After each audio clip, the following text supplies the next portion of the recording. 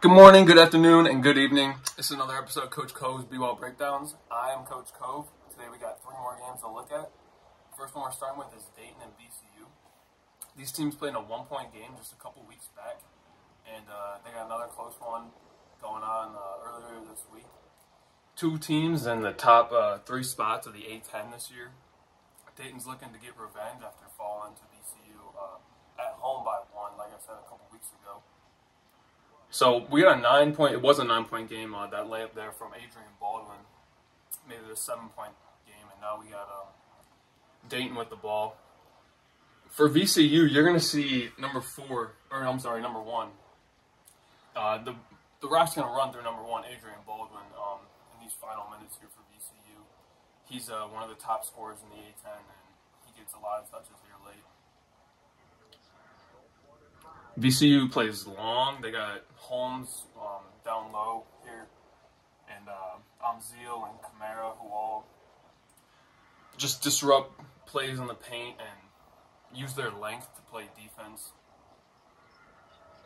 You can see Baldwin attacking the lane here and just going right at Holmes, but he ends up coughing it up. Just a bit out of control. He leaves his feet to pass, which is something you usually don't want to do. And yeah, you can see just it's a quick turnover there. So not what you want late in the game. We get the high-low action developing here. It's just we get it into the high post, into Holmes here, and then 9 out of 10 times you can make the high-low pass without even looking, and it's gonna make it there. So by high-low, I mean just getting it up near the free throw line here. You can see VCU they're not in a zone, but it's almost a zone look with a 2-3 sort of look. So you can get it in high and then right around the elbow, and then for the bigger player down low, 9 out of 10 times you can not even look and make that pass, and it's gonna make it there. So that's what we get on that possession, and it leads to a VCU foul. Kamara misses the front end, so the door stays open for VCU. And like I said, you're going to see Baldwin get the offense going. This one actually ends up going to Nunn, though, number 23, who ends up dribble driving on the Dayton defender.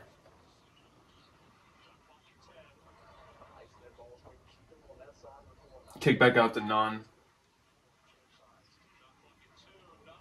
And he goes right at Holmes. It's a strong take. I like the fact that we're moving the ball on opposite sides of the court, and you can see how Dayton wants Nunn to go right. They want to keep it on the same hemisphere of the court, on the same half of the court. But Nunn does a good job of attacking this top foot right here and going right at his man, and then going off 2 feet and taking it strong into Holmes. He doesn't get the foul call, and he doesn't get the roll to go. Unfortunate there for VC. They couldn't get a foul call, a roll, or an offensive rebound on a really good look. So they stayed down 7 with 90 seconds to go. Need a stop here. And we get a stop. We get a charge call. Just a bit overzealous here from Dayton. They really want to dribble out this clock. The clock is your friend at this point in the game. There's only 90 seconds, and you have a 3-possession lead.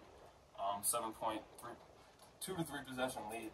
So taking this shot with 20 seconds on the clock and not even getting it off because of the foul call is not an ideal look there for Dayton. So you give, again, VCU keeps the door, they keep the door open for VCU, and you just get the little shove off there. Kobe Bray just making a bad decision. So we get a little pull-up. Oh, not a pull-up. Again, we're leaving our feet to make this pass, and it's over, 1, 2 defenders at least, and Holmes gets there. Ends up getting rid of the ball before he hits the deck. Heads up play to not get the travel call. And know that Kobe Bray is right there to pick it up. So VCU is going to show some pressure. They do a good job of trapping here late. Timeout call for Dayton. They do a really good job of trapping here late. You can see they move as a unit. As soon as the ball comes out, these two trap it. As soon as it's out, we got a defender coming up to make a play. And now that turns into a transition look, and we get a quick layup. Exactly what we want here for VCU. And Dayton's now sweating So VCU brings the press. They're going to look to trap and get a quick steal. I wouldn't foul yet. You still have 30 seconds. I would let him dribble this out. Dayton burns another one. I would play this possession defensively and not commit the foul. So on the inbound, so we get a travel call on Amzil. You got a spot here off the timeout, and he walks around on the sideline there and turns it over without even giving up any time off the clock. So it really can't get more perfect for VCU. We're going to have an inbound look here. And like I said, Baldwin's going to get it.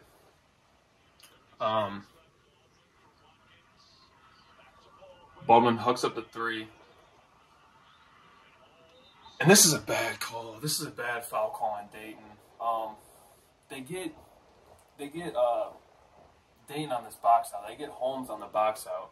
When really, if you watch the replay, I mean, it's a textbook definition of a box out. And they call the foul there. So, definitely a tough call, but it sends VCU to the line with a chance to make it a one-possession game with 43.5 seconds to go. But late in this one, free throws are just hard to come by. So, immediate foul on the rebound. Dayton's going to go down and shoot a couple. We're in a 1-1 situation. We got Mustafa Amzil at the line. You can see he's shooting 94%. But, like I said, late in the game, these free throws are just hard to come by. So, front end of the 1-on-1, it doesn't go for him. VCU has another opportunity. And here comes Baldwin right down the court. He's going to go right to the rim. It's exactly what you want to do. You don't have time to spare. We get a quick little sort of ball screen action, just get this switch to happen. And then Baldwin does a good job of going right at Holmes, getting a step on him and making him not be in good position. Now he's on his hip, and that's what draws the foul call. Good take there from Baldwin. He's going to go shoot a couple because now each team's on double bonus. Holmes fouls out. Tough sequence for him. That last foul call, like I said, really wasn't clear-cut to me. So Nunn goes 2 for 2, and now it's a one-possession game with just 35 to go. That whole sequence, down and back, took 8 seconds to get him back to the line. And now we get a turnover again on the inbound. It goes into Elvis, who just doesn't look like he wants the ball. Baldwin's able to poke it out, and Elvis then fouls after the fact. So really just imploding here late for Dayton. They're trying to hang on, and they're not making it easy on themselves. You can see here, as soon as Elvis gets the ball, he's looking to get it back. He's not in a power position. He's not ready to make a play, and that's why it ends up getting coughed up. And in trying to get the ball back, he ends up committing the foul. So you stop the clock and send VCU to the line, who's down 3 with 30 seconds to go. Nunn misses the front end. He does get the second one. So VCU's going to come out and press and get trap looks. Dayton's out of timeouts, so you can't even burn one if you can't get it in on a 5-second call. We got to get it in. It goes middle. And look how VCU moves as a unit. We got one coming up here, so Nunn, I believe that's Nunn, is going to come, take the ball. They get it cut back off, get back in front. Another trap comes, and we got the closest defenders are swarmed. Really just difficult for Dayton's got nothing going. We finally foul with 19 to go. I don't know. If it were me, I would have liked to see at least 1 or 2 more traps. You could take that clock down to 10 seconds. But if you foul at that point, it's a 4-point game with 10 seconds, and you need 2 possessions after. So it's a tough call whether or not you want to foul earlier or later. It ends up working out for him because Kobe misses the front end, and the most they can do now is extend it to a 3-point game. So VCU is going to have a shot at home to win it, or to at least tie and push this thing to overtime. Kobe gets the second one to go, and yeah, VCU is going to have a look here.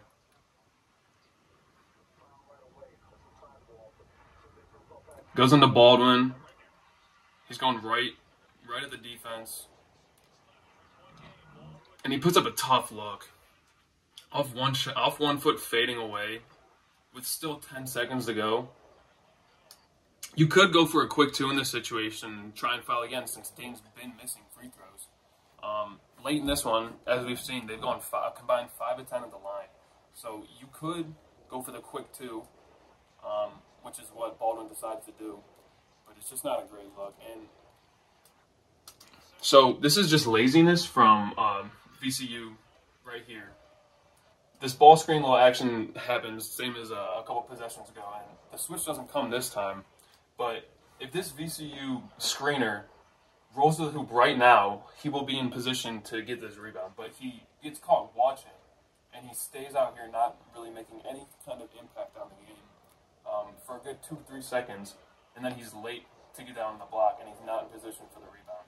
Had he crashed immediately off this screen action and crashed to the rim, he would have been in better position for this rebound off the other side of the rim. But he's late getting there, and he's out of position, so Kamara gets the ball and gets the foul. It's a tough look. Good defense there from Kobe Bray, number 4. He misses the front end, but if he extends it to 4 here, there's really not a whole lot of time left for VCU to get 2 possessions. The only thing Dayton can do to shoot themselves in the foot at this point is foul on a 3-point look. Here comes Baldwin. Gets it to Nunn, who puts up the 3, and it doesn't go, and that's how that one ends. So Dayton gets revenge. These two teams both split with each other on each other's home courts. VCU stays atop the standings in the A-10, but Dayton is now only 1 game back. So yeah, it's going to be really interesting down the stretch there to see what happens in that conference. We're going to hop over to the SEC, though, and take a look at Auburn and A&M.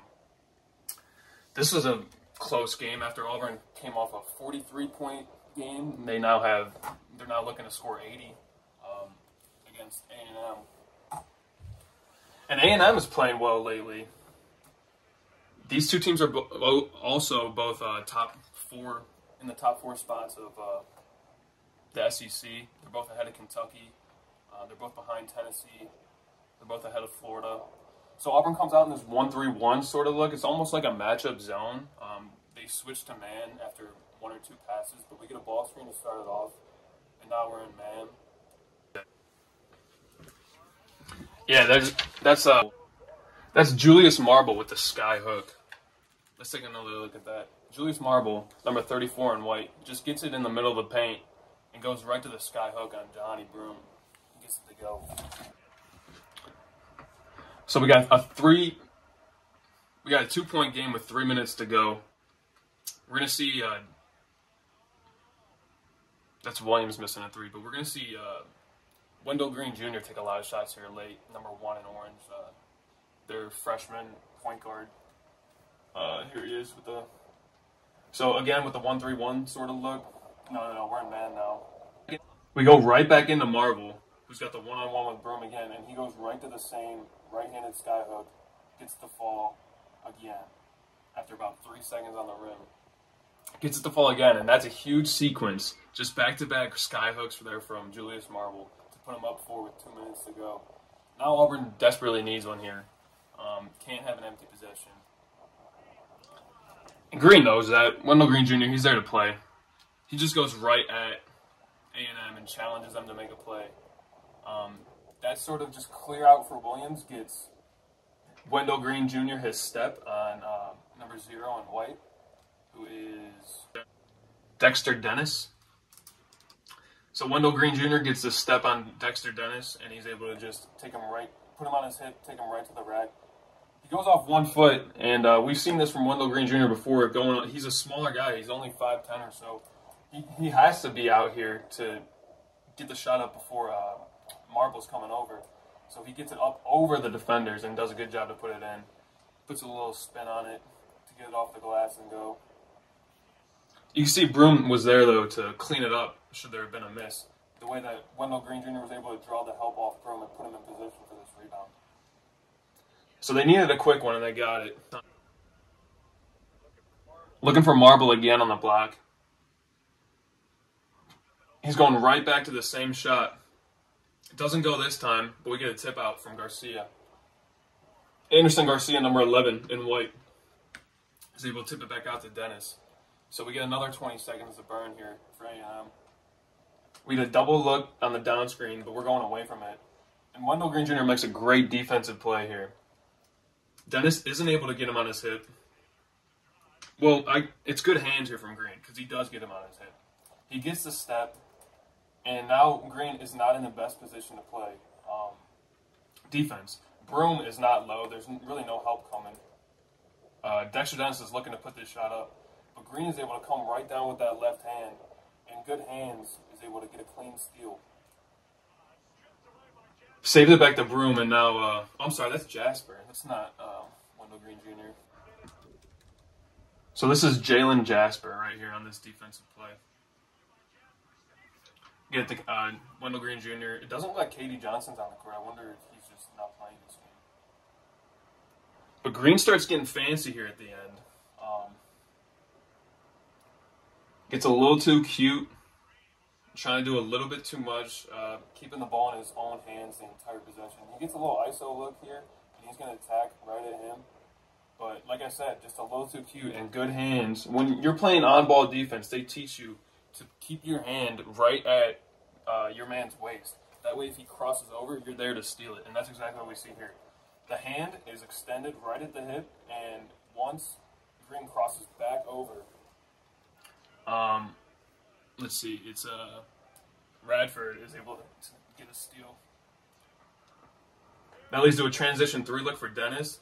Doesn't go, but we get the rebound. And you see a pretty scrappy scrum down there between Dennis and I believe Jasper or Flagler were in there as well. It's going to be a jump ball. So Auburn keeps possession, or Auburn's going to get the ball back after that 3-point in transition look and scrum for the rebound. This is Tyrese Radford with the hand and the steal. Transition look there for Taylor, not Dennis. And Auburn gets it back on the jump ball. Green keeps it in his hands almost the entire possession again. It's just one pass and almost turns it over. But he's going to come get it back and take a, timeout first. I mean, Wendell Green Jr., though, this is just about him learning, kind of like Keontae George on Baylor. This is just about learning what kind of shots are good shots at the end of the game, and that's not a good shot. Down 2 with 30 seconds to play. So let's just get a look at the entire inbound. It's just one pass to Williams, and he goes right back to Green. He puts up a deep one. And if this thing hits the rim, we got guys who are crashing. It just misses everything. So it's an easy layup, or easy rebound rather, for Radford, and they foul almost immediately to send him to the line. Radford sinks them both and extends it to a 4-point lead here. Each team still has 2 timeouts.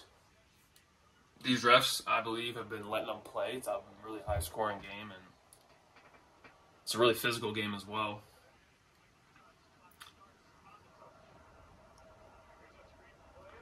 Green goes right at him again. It just doesn't go this time. Same sort of clear-out action. Gets the defender on his hip, gets a step, gets even deeper into the paint this time. The roll just doesn't go. Dennis is there to kind of affect the shot at the end. Really athletic play here from Dennis, who's making a play on the ball. And that affects the way Green puts up the shot, who isn't able to get it to go down.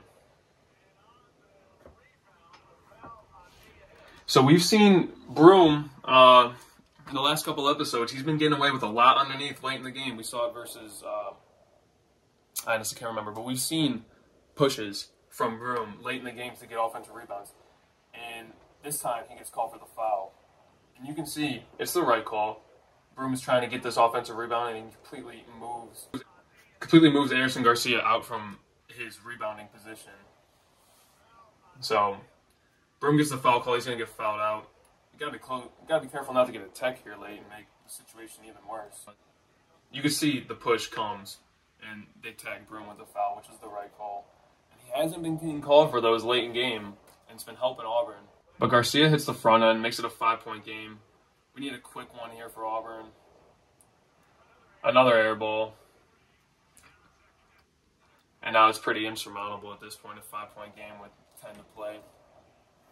A&M moving up in the SEC standings. Auburn struggling lately. So with this final game, we're moving into the AAC, the American Athletic Conference, to take a look at Tulane and Memphis. Again, two teams at the top of their respective conference, 7-2 Memphis is, and 7-3 for Tulane.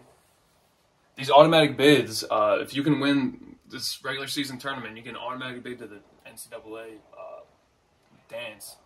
And that's a huge thing for these guys, especially if you haven't been there late. So we get Jalen Forbes, number 25 in black, hitting a big three. This game's already into overtime. Another high-scoring game. But a big three there late to tie it up. Kendrick Davis, number 3 in white. He's the leading scorer in the conference, but he gets it right into Williams here. Who's that? DeAndre Williams, who goes up and takes a good look. It just doesn't fall. So Tulane's going to bring it back down, and this was a slugfest. These teams are both hitting shots late. It's just back and forth. Again, there's Jalen Forbes pulling up and just taking the game into his own hands and hitting the big-time shot. So Tulane takes the lead here. Memphis on their home court, not looking to drop one. There's Davis. Davis is looking for a foul call. Tulane can't believe that it's going to stay there because that ain't the right call. That one looked like it was definitely off Davis or a foul. Not off of Tulane, but that's the call. Under 2 minutes, under 3 minutes, they're not taking a look at it, and it turns into a huge play here for Memphis. And one for DeAndre Williams. We'll see the whole thing after on this replay here. There it is. And it's really weird. Sort of, I don't really even know how to describe it. Memphis is not ready. Tulane is definitely not ready, but Memphis doesn't look ready either. They got someone else coming in to take the ball, but the ref hands it here, and it goes right in, and Tulane never saw it coming. So DeAndre Williams with the and one. Chance to take the lead, and he gets to go. So this next Tulane possession, it ends up being a turnover there just off this sort of trap look. We get sped up, and good hands there from Memphis is able to rip the ball loose. Again, you can see the left hand is on his hip. It's in his dribble zone. And as soon as he tries to cross it back over, at least bring it back to the right side, that's when the tip comes. Memphis is able to get a turnover. Big turnover there. So the 3-point play down here in the and one, and then that turnover is a huge sequence in this game. It really gives Memphis control of the game. Here's Nunn. He goes into Williams. Feeding Williams here late. We get a foul on the floor. Memphis is in the double bonus, so he's shooting 2 free throws. I don't know how much I like that call.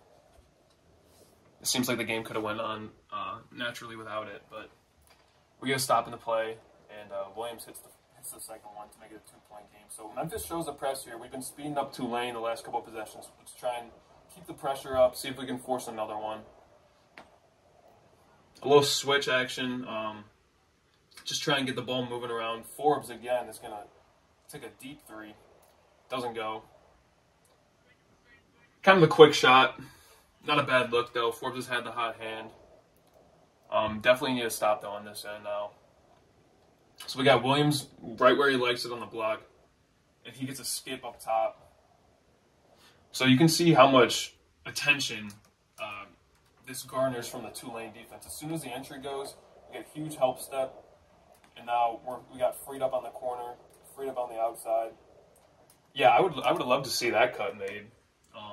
Right here, just cut right down this. But he pulls out of it for some reason, and that is what initiates this skip swing up. But again, just because of how much attention is here, now Tulane is late to close out. There's another open look there. And Tulane's a bit off schedule, out of position on their defensive front. You can see you would like to have this defender in black come up maybe a half a second earlier, but he's more worried about what's going on his side of the court than the ball, and he steps up late. If he was up here, this shot doesn't even go. It's a foul on the floor anyways, though, so Davis is going to go to the line. Jalen Cook fouls out with 25 points. That's a huge loss for Tulane. Davis misses the front end, and he hits the second one. Again, Memphis brings the pressure. We get it up, get it advanced with some time to spare.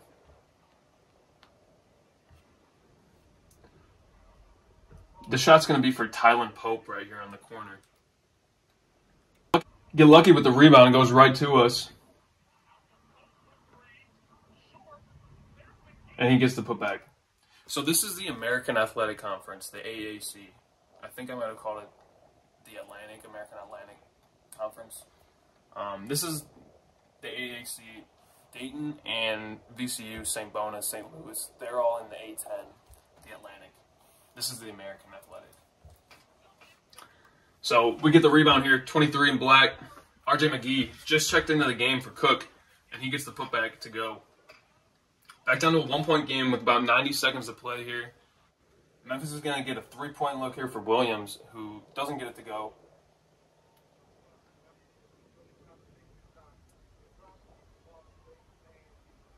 We get a ball screen action. It's going to be a pop.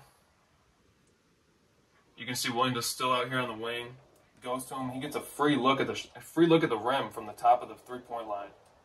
I'm not sure exactly what his season stats are on the 3-point line, but if he's getting that much space this late in the game, they're probably not that good. Probably could have got a better look with 10 seconds still on the shot clock. Turns into this Tulane possession, where they have a chance to take the lead now with a minute to go because of a DeAndre Williams shot from the top of the key. Here's Jalen Forbes with the ball in his hands. I would not pass it if I were him. Gets a foul call though, and Forbes gets sent to the line. Oh, this is Kevin Cross. Kevin Cross has taken the onus on himself late in this one to get himself a look. And he got bailed out with the foul call. I don't know if coach would have been too happy if he didn't get that call and the shot didn't go. I would have been feeding Forbes late in this one. Nonetheless, Tulane takes the lead. Davis has got it in his hands. He's looking for help, but he wants to take this shot. He's got a larger defender on him. It's a tough look, but he gets it to go. This is why he's the leading scorer in the American Athletic Conference. He doesn't even have a huge step on the larger defender. He's got him on his hip, but he just floats and positions his body in a way that allows him to get it off the glass. There's no help defense in sight. We got a shooter out here in the corner. And instead of helping on the ball coming down the lane against the leading scorer in the conference, we take a step to the corner. And if I'm the coach, I'm upset with this defender for not stopping the ball, not staying in the paint right here. I'd rather give up a 3-point look to a guy who's not the leading scorer in the conference than a layup look with 40 seconds to go to the leading scorer in the conference. Memphis is showing pressure again. They now have a 1-point lead. Tulane gets it across the timeline. Kevin Cross has got it. Now Forbes has it. Back to Cross. The double comes. So this is a zone look. But it's not. But it's a man look. And I think Memphis may have confused themselves on this look because it looks like this is a man, but now it looks like these guys are playing zone. So he stays and tries to double, but at the same time, there's miscommunication on this end, and this defender doesn't realize he's guarding two guys. He's got his head turned looking at the 3-point line, the man who he was guarding from the beginning, but he hasn't realized that there's a guy in the block right behind him who didn't go all the way out to the corner, who snuck back in here right on the block. And that's the game-winning look. That's the game-winning look right there.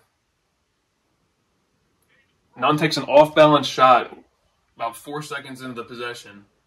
Doesn't get it to go off the side of the backboard. So Memphis is forced to foul. Really odd possession here. I'm wondering whether or not Memphis confused themselves on this look. You can see number 3 here. He's almost. It almost looks like he's communicating with his own teammate, who each other's guarding. So.